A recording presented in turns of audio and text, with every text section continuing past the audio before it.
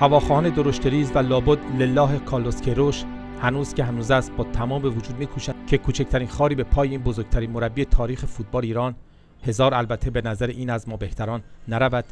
و لکه‌ای به کارنامه مشعشع او وارد نشود. اصلا به این هم کاری نداریم که در شهر گفته می شود جناب کارلوس کیروش با 1 میلیارد تومانی که با فریب و نیرنگ و زرنگ بازی از برند آل اشپورت به حساب ریخت، ریش و سیبیل بعضی از تریبوندارا و قلمی ها را حسابی چرب و چیلی کرده است. در ادامه این سریال دیدیم و شنیدیم که مجری 16-17